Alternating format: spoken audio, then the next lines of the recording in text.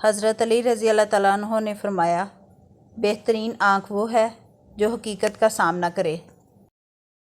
بد اخلاق انسان ہمیشہ غصے اور پریشانی میں مبتلا رہتا ہے۔ قرآن پاک بار بار کہتا ہے، نا امید نہ ہو، کمزور نہ پڑو، غمگین نہ ہو، بے شک اللہ ہر چیز پر قادر ہے۔ جو شخص تم پر غصہ کرے مگر پھر بھی تعلق ختم نہ کرے، برے وقت میں تمہارا سچا ساتھی ہے۔ 3 چیزیں انسان کو اللہ سے دور کرتی ہیں: اپنے عمل کو زیادہ سمجھنا، اپنے گناہوں کو بھول جانا اور اپنے آپ کو سب سے بہتر سمجھنا۔ کسی مضطرب کی داد فریاد سننا اور مصیبت زدہ کو مصیبت سے چھٹکارا دلانا بڑے بڑے گناہوں کا کفارہ ہے۔ پریشان مت ہوا کرو، ٹھوکر ہمیشہ انہیں ہی لگتی ہے جنہیں اللہ تھامنا چاہتا ہے۔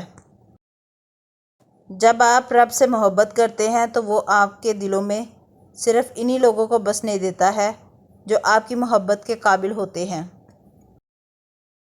اچھا انسان وہ ہے جو کسی کو دیا ہوا دکھ اور درد تو بھول جائے مگر کسی کی دی ہوئی محبت کبھی نہ بھولے۔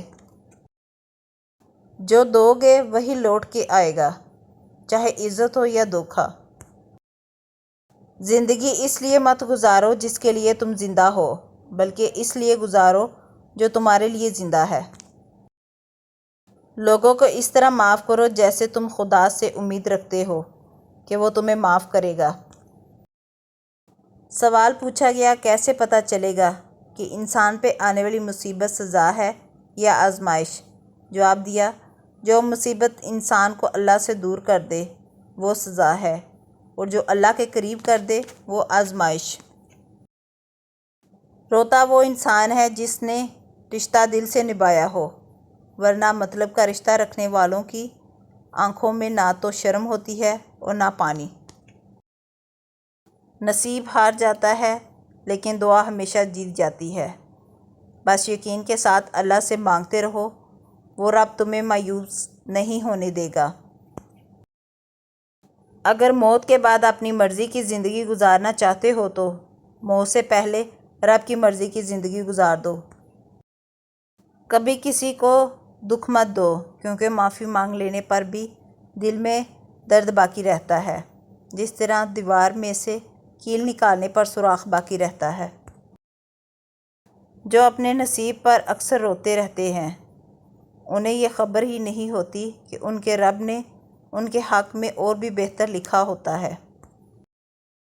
جسے تقدیر پر یقین ہوتا ہے وہ اپنے اوپر نازل ہونے والی مصیبتوں سے نہیں گھبراتا۔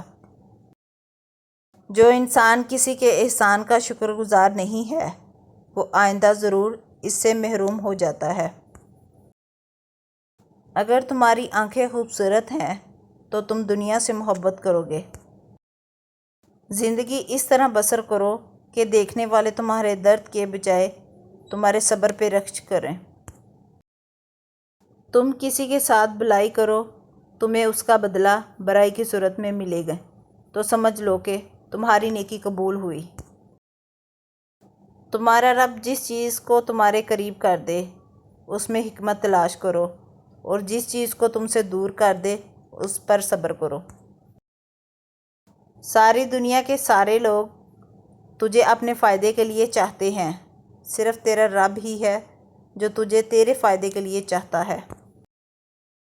اللہ زبان سے نکلی ہوئی کوئی بھی دعا رد نہیں کرتا جو اس کے محبوب صلی اللہ علیہ وسلم پر درود شریف بھیجتی ہے۔